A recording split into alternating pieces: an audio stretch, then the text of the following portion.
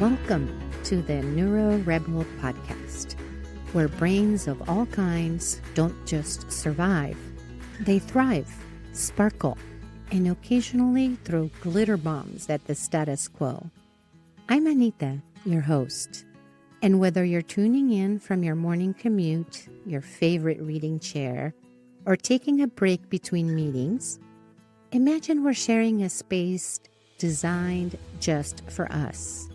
No judgment, no pressure, just real conversation about what it means to be neurodivergent in a world that assumes everyone thinks, learns, and processes information the exact same way.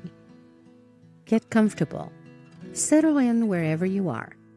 You know that feeling when you find a conversation that makes you think differently about something you thought you understood? That's our vibe here. Now, before we dive into today's topic, let me ask you something. Have you ever felt like you're playing a video game where everyone else got the strategy guide, but you're stuck trying to figure out if you're holding the controller upside down? Like you're trying to dance to a rhythm everyone else hears in perfect 4/4 time, but your brain insists on throwing in some jazz improv and maybe a little interpretive movement? If that hits different, and I bet it does, then welcome home, community. You're exactly where you need to be. Today, we are tackling the neurodiversity paradigm. Now, paradigm might sound like academic jargon, and honestly, it kind of is. But the idea behind it is beautifully simple and incredibly powerful. It provides a fundamental shift in how humanity understands brains like ours. The neurodiversity paradigm is about the language we use to define what's normal, what's valuable, and what's possible for human minds. And why start with something that sounds like theory? Because language isn't just how we talk about neurodivergence, it's how we think about it, and ultimately how we treat it. Every word carries a world view. Disorder carries a belief that different brains need fixing. Neurodiversity carries the belief that different brains need understanding. These aren't just vocabulary choices. They're competing blueprints for how to build schools, write policies, and see one another. They're belief systems masquerading as medical terms. So we start with language because once you see the beliefs hidden in the words, you can't unsee them. And that's when real change begins. It's 3 a.m. I'm Googling, why does everything hurt for the 100th time this month? Why can't I just make my brain do the things it used to do? Fluorescent lights feel like daggers. Small talk feels like calculus. And my brain, this brain that was supposedly high functioning and had it all together, suddenly can't figure out how to navigate a simple encounter without wanting to crawl under the table and cry. The search results are useless. Try meditation, they say. Maybe it's stress. Just get over it. Or try this or that medication. Nothing worked. But then, buried on page 4 of some obscure forum, I find a word that changes everything. Autism. I'm 52 years old, and I've just discovered that my brain isn't broken. It's just been speaking a different language this whole time. And nobody, not therapists, not psychiatrists, including me, knew how to translate. That discovery didn't just change my life. It sent me down a rabbit hole that revealed how a handful of autistic people typing in 1990s chat rooms sparked a linguistic revolution that's rewriting policies, paychecks, and possibilities for millions of minds worldwide. Hey, community, and welcome to the episode 1 of informed neurodiversity. Here's what you need to know about me. I'm autistic, gifted, and spent my entire professional life collecting achievements like they were Pokemon cards. Degrees, tenure, publications, a Fulbright, all while feeling like I was wearing an ill-fitting human suit that everyone else seemed to find perfectly comfortable, but failing spectacularly at being human. Autistic burnout and depression finally forced me to step away from academia. But plot twist, it also led me to the most important discovery of my life. Understanding my neurodivergence didn't just explain my past, it revolutionized my future. And now I'm here, building this podcast from Mexico, where I volunteer with autistic adults, because I'm passionate about one thing: making sure nobody else has to wait 50 years to understand their own brain. Today, we're deep diving into the neurodiversity paradigm, and trust me, this isn't your therapist's medical model. We're going to explore how the words we use to describe different brains literally changes laws, lives, and who gets to thrive versus barely survive. Whether you're neurodivergent, love someone who is, work with different minds, or are just curious why your coworker needs those noise-canceling headphones to function, this is for you. And for those tuning in from Buenos Aires to Miami, from Mexico City to Madrid, we're building a global conversation here because different minds exist everywhere, even if the language to describe us is still catching up. Ready to flip everything you thought you knew about being normal on its head? Let's do it. Let's start with a thesis that might scramble your circuits. The way we talk about different brains isn't just semantics. It's the scaffolding that determines who gets support versus stigma, who gets accommodated versus alienated, and who gets to define the narrative of their own minds. But first, let me give you some context. For over a century, the world has understood autism, ADHD, dyslexia, and other neurodevelopmental conditions through what we call the medical model. This is the framework that shaped how doctors, educators, therapists, and society at large have approached neurological differences.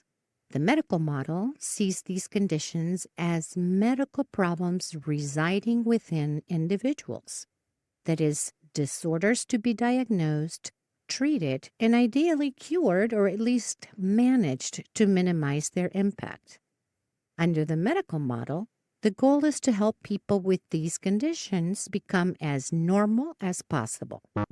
It's the reason why for decades the focus has been on eliminating autistic behaviors, medicating ADHD to reduce symptoms, and intensive interventions to help dyslexic kids read the right way. Let me paint you a picture of how this plays out. Picture this. Little Maria is in 3rd grade. She reads at college level, but she can't tie her shoes. She notices that leaves have exactly 37 veins, but misses that her classmate is crying. During recess, she catalogs cloud types, while other kids play tag. Under the medical model, the dominant framework for the last century, Maria has deficits. She needs social skill training, occupational therapy, and interventions to make her appear more normal. But here's the thing about the medical model that nobody talks about at cocktail parties. It assumes there's one correct way for a brain to work, and any deviation is a bug to be fixed rather than a feature to be understood. Enter the neurodiversity paradigm, stage left, wearing a cape and possibly stimming. At this time, I'm going to ask you to fasten your seatbelts. The neurodiversity paradigm emerged in the 1990s as a radically different way of understanding these same neurological differences. But instead of seeing them as disorders or deficits, it views them as natural variations in human neurology. part of the normal spectrum of human biodiversity. The neurodiversity paradigm says, wait a minute, what if Maria's brain isn't broken at all? What if she's part of the natural variation in human neurology? Like how some people have brown eyes and others have blue. Some are night owls and others are morning larks. Nobody sends left-handed people to therapy to become right-handed anymore. Why don't we diagnose blue eyes as a pigmentation deficit? So why do we still treat neurological differences as disorders to be fixed rather than variations to be understood? The neurodiversity paradigm gets it. Neurological differences can create real struggles. I struggle every day. But it asks a different question. Are you struggling because something's wrong with you, or because the world around you only works for one type of brain?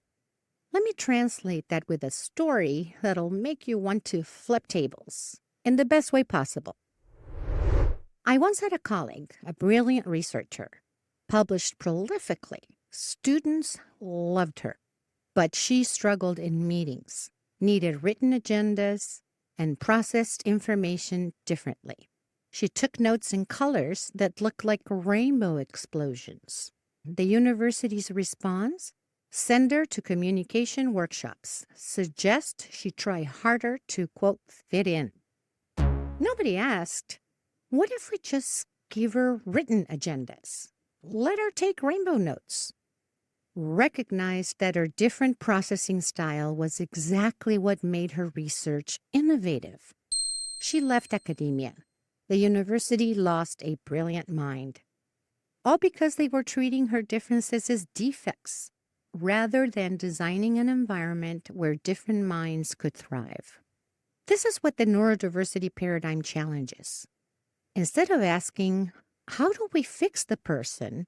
It asks, how do we fix the environment? Now, I can already hear some of you thinking, but Anita, what about people with significant support needs? What about real challenges? Great question, hypothetical listener with excellent critical thinking skills. The neurodiversity paradigm isn't about pretending challenges don't exist or that everyone's needs are the same. It's about recognizing that disability happens at the intersection of individual differences and environmental barriers. Think about it this way. A person who uses a wheelchair isn't disabled by their legs. They're disabled by the stairs. The disability rights movement taught us to build ramps. The neurodiversity paradigm is teaching us to build cognitive ramps and change the language we use to describe neurodivergent people and our struggles. Here's the key distinction. Neurodiversity refers to the fact that human brains vary. It's a biological reality, like biodiversity. Neurodivergent describes individuals whose brains diverge from typical patterns. We are all part of neurodiversity. We are all neurodiverse. But not everyone is neurodivergent. Got it? Good, because this distinction is about to matter in ways that affect everything, from insurance codes to identity information. Here's today's million-dollar thesis. Language isn't just how we describe reality, it's the tool we use to construct it. And when it comes to neurodivergence, vocabulary literally shapes policy, funding, and whether kids get support or stigma. It matters. Language matters. Let me tell you a story about bureaucratic absurdity that's like trying to cancel a gym membership through a maze of automated phone menus. And it would make your insurance company nervous. Once upon a time, 1980 to be exact, autism was classified as infantile autism in the DSM-3. Infantile, as in only for infants. As in, apparently autistic kids magically transform into neurotypical adults at midnight on their 18th birthday, like some reverse Cinderella situation. Trust me, autistic adults exist. And why is this important? Because the DSM is the Diagnostic and Statistical Manual, psychiatry's Bible, the big book of official diagnoses that every mental health professional uses. When your therapist says you have ADHD or your kid gets an autism diagnosis, they are using the DSM criteria. Insurance companies worship this book. If it's not in the DSM, good luck getting coverage or even diagnosed. If it's not there, it doesn't exist. Insurance companies looked at the word infantile and made a business decision. Autism is a childhood disorder. No adult coverage needed. Fast forward through decades of autistic adults being misdiagnosed with everything from schizophrenia to just being difficult. In 2013, the DSM did something revolutionary. They officially said, hey, autism doesn't end at age 18. That single update changed everything. Adults could finally get diagnosed instead of being told that they were too old to be autistic. Insurance had to pay attention. Services had to grow up with their clients. In 2022, the ICD-11 reclassified autism as a neurodevelopmental condition rather than a disorder. The ICD-11 is the World Health Organization's diagnostic manual. It's what most of the world uses for medical billing codes, which means it directly controls what treatments get covered and for diagnoses of all health conditions. Tiny word change, but massive implication shift. Billing codes exist for accommodations, not just treatment. Support tools, environmental adaptations, not just individual fixes. The linguistic mathematics are staggering. Change disorder to condition, and millions of dollars in different services are unleashed. Change treatment to support, and fundamentally different approaches to help appear. Change deficit to difference, and it completely transforms self-concepts for actual human beings. But here's where it gets juicy enough for Netflix to option. The insurance companies didn't make these changes from the goodness of their actuarial hearts. They were forced by something unprecedented. Autistic people who learn to speak fluent bureaucracy. The neurodiversity movement's greatest innovation wasn't just claiming that different wasn't deficit. It was learning to translate that truth into the language of power, policy papers, diagnostic manuals, and insurance codes. Let me paint you a picture of how this plays out in real life, beyond the spreadsheets and committee meetings. Meet Jamie, not their real name, but their real story. Diagnosed ADHD at 35. Their insurance covered medication to make them less ADHD. End of coverage story. Then their therapist, one of those radical rebels who actually listened to the neurodivergent people, gets creative with coding. And instead of treating ADHD, they're now supporting executive function differences and providing environmental adaptation strategies. Suddenly, insurance covers noise-canceling headphones for sensory accommodation, task management apps for cognitive support, and flexible work schedules for environmental modification. Same brain, same challenges, different words, completely different life outcomes. This is linguistic alchemy, turning the lead of pathology into the gold of accommodation, one vocabulary shift at a time.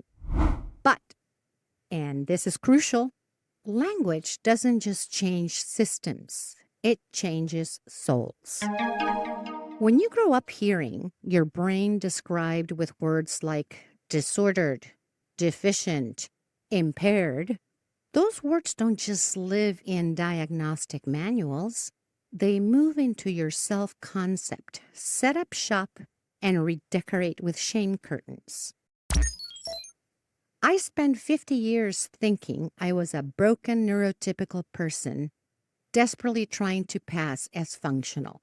I thought I came from another planet and had lost all hope to ever fit in or that someone, anyone, would understand me. The day I learned the language of neurodiversity, that I was a perfectly valid autistic person who'd been playing in the wrong rule book, everything shifted. There was an identity transformation. The neurodiversity paradigm's vocabulary doesn't just describe different experiences. It provides the language people need to understand and advocate for themselves. My executive dysfunction became different processing needs. My sensory overwhelm became environmental sensitivity requiring accommodation. My inability to engage in small talk became a communication difference, not a deficit. Same brain, same me, revolutionary new user manual. Ready for the wildest plot in this history of the language and neurodiversity? The internet. Yes. That same internet where people argue about pineapple and pizza became the underground railroad for the neurodiversity movement, and autistic people were the conductors. 1993. The internet sounds like R2-D2 having an existential crisis. Most people are still trying to figure out what the @ symbol means. But in obscure corners of cyberspace, something revolutionary is brewing. For the first time in human history, autistic people can communicate without the sensory overwhelm of face-to-face interaction. No eye contact required, no real-time processing pressure, no fluorescent lights, just text, time, and the radical possibility of finding others like you. Neurological diversity, Batman. Did they find each other? Wait, you rehearse conversations too? You mean everyone doesn't need a recovery after they go grocery shopping? Hold up. You're telling me organizing my books by the color spectrum and publication date isn't standard? These weren't just random internet conversations. These were identity-forming moments happening at 4.4 kilobits per second. Enter Jim Sinclair, who dropped what I consider the neurodiversity movement's Declaration of Independence in 1993. The essay, "Don't Mourn for Us." Core revolutionary statement: autism isn't something a person has. It's a way of being. It is not possible to separate the person from the autism. The medical model just got served, dial-up style. What followed was the most quietly radical revolution you've never heard of. International organizations like Autism Network International started hosting online conferences. Not conferences about autistic people, conferences by and for autistic people. The paradigm shift was real. For the first time, autistic people weren't case studies or patients or subjects.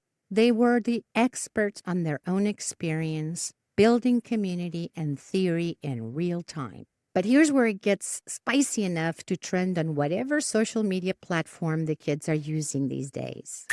The online autistic community didn't just find each other. They started comparative analysis. They realized those sensory issues that the doctors wanted to eliminate, actually, it was a crucial self-regulation strategy. Those obsessive interests that needed moderating, they are often the source of deep expertise and career paths. The social deficits requiring intensive intervention might actually be cultural differences between neurotypes. When autistic people started comparing notes online, they didn't just build a community. They crowdsourced a complete reframe of what autism really and actually meant. Let me give you my favorite example of this paradigm shift in action, and that's stimming. For decades, the therapeutic goal was to eliminate stereotyped behaviors, hand flapping, rocking, spinning, and that was to make autistic kids indistinguishable from their peers. That is, to transform them into neurotypical kids. Quiet your hands, still your bodies. Then the online autistic community compared notes and went, wait a minute. Stimming helps us regulate sensory input, process emotions, maintain focus, express joy, manage anxiety. Stopping stimming wasn't helping. It was like forcing someone to hold their breath. Sure, they could do it for a while, but at what cost? Research confirms what autistic people knew all along. Stimming is adaptive, not pathological. Suppressing it correlates with increased anxiety, depression, and something we now call autistic burnout. But it took autistic people saying, hey, maybe ask us about our own experiences for science to catch up.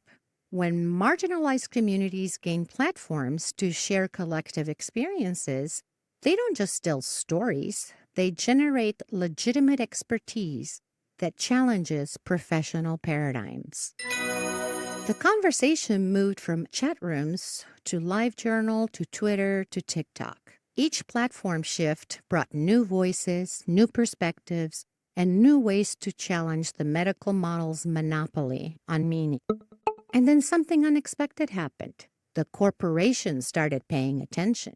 Not out of altruism, let's be real, but because they noticed something the medical model missed. Many of their most innovative employees were neurodivergent. The pattern recognition skills, the systematic thinking, the ability to spot errors others missed, the hyperfocus that could solve problems abandoned. Capitalism meets neurodiversity. When businesses realized neurodivergent minds could mean competitive advantage, the conversation shifted from charity to strategy. And suddenly, everyone wanted to talk about neurological diversity. Microsoft launched an autism hiring program. SAP followed, then EY, Dell, Goldman Sachs, Walt Disney, and others. Not perfect programs, we'll critique those another day. But a fundamental shift. Neurodivergence is an asset, not just an accommodation need. The movement that started with autistic people typing in the digital darkness had officially gone mainstream. The neurodiversity paradigm isn't just a Western academic concept. It's a global human rights movement adapting to local cultures while maintaining universal principles of dignity and self-determination. Remember how I mentioned I'm building this podcast for a global community? That's a recognition that neurodivergent brains exist everywhere, but the language and support for them varies wildly by geography, culture, and who holds the linguistic power. Let me tell you about my volunteer work here in Mexico, where I work with an organization supporting autistic adults. The linguistic battles here are fascinating and infuriating in equal measure. In Spanish, the medical establishment clings to the term disorder, but advocacy groups are pushing for condition, or even better, neurodivergence. Every family meeting where we use the term condition instead of disorder, we watch parents' shoulders drop. Their questions shift from, how do I fix this, to how do I support this? Language shapes reality in every culture. The words available in each language don't just describe neurodivergence, they prescribe how societies respond to it. In Japan, the concept of connection or bonds influences how neurodiversity is understood. The movement there focuses less on individual rights and more on relational harmony. How can different minds maintain harmony while being autistic? In India, neurodiversity advocates navigate complex intersections of caste, class, and linguistic diversity, fighting for recognition in Hindi, English, Tamil, Bengali, and dozens of other languages, each with its own cultural weight. In Brazil, the term neurodiversity is gaining ground, but advocates face the challenge of translating concepts across Portuguese while combating deeply entrenched medical model thinking. The neurodiversity movement's core principles translate across cultures, but its expression must be culturally fluent to create real change. What works in Manhattan won't necessarily work in Mumbai, Mexico City, or Montevideo, but the fundamental recognition that neurological diversity is part of human diversity resonates everywhere. Young neurodivergent people worldwide aren't waiting for permission to claim their narratives. They are creating content, building communities, and demanding recognition in every language, on every platform, in every corner of our connected world. The revolution that started in English language chat rooms is now a multilingual, multicultural movement that refuses to be silenced. So here we are, community. We've traveled from my 3 a.m. desperate Googling to global movements, from insurance codes to identity revolutions, from dial-up forums to international advocacy. The neurodiversity paradigm isn't just an academic framework. It's an invitation to co-create a world where every kind of mind can thrive. And that invitation is addressed to you. Let me be crystal clear about something. This isn't about pretending differences don't create challenges. My executive dysfunction is real. Sensory overwhelm can be debilitating. Social communication can be isolating. But the neurodiversity paradigm says, what if we stopped trying to eliminate these differences and started accommodating them? What if we designed classrooms, workplaces, and communities that expected neurological diversity instead of being surprised by it? Your mission, should you choose to accept it this week, change one word, just one. If you're a teacher, try different learning style instead of learning disability. If you're a parent, use support needs instead of deficits. If you're a therapist, ask about environmental barriers and not just behavioral challenges. If you're an employer, think accommodation, not special treatment. If you're neurodivergent, try describing yourself with language that acknowledges your challenges without defining you by them. And if you're a human being with an interest in these issues, notice the language used around you. Question it, challenge it, change it. Here's how to join this global community. Subscribe to Neuro Rebel wherever you get your podcasts. Leave us a rating and review. It helps other members of our community find us in the vast podcast universe. And I am eternally grateful for your support. Visit neurorebelpodcast.com for transcripts, resources, and ways to share your story. Because this movement isn't complete without your voice. I would welcome your participation in this podcast. You can even leave a voice message on my website. I'm building this as a global community. Whether you're in Argentina, where I grew up, the United States, where I built my career, or Mexico, where I live now, or anywhere else on this beautiful neurodiverse planet, I want to hear from you. Have a story about how language changed your life? Want to share how neurodiversity is understood in your culture? Are you interested in being part of future episodes? Email us or contact us through our website. You are not broken. You are not a puzzle with a missing piece. You are not a problem to be solved.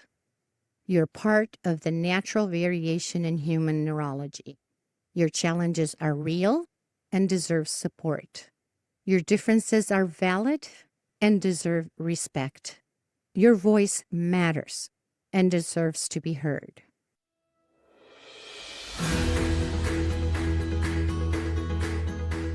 The neurodiversity paradigm isn't just changing how we think about different brains. is changing who gets to do the thinking. Nothing about us without us. So welcome to the Neuro Rebel community. Together, we're not just surviving in a neurotypical world, we are building a neurodiverse one. Until next time, this is Anita, your friendly neighborhood Neuro Rebel, reminding you that normal is a setting on a washing machine and not a measure of human worth. Keep stimming, keep questioning, and keep building a world where every kind of mind can thrive. Thank you for listening. See you in the next episode.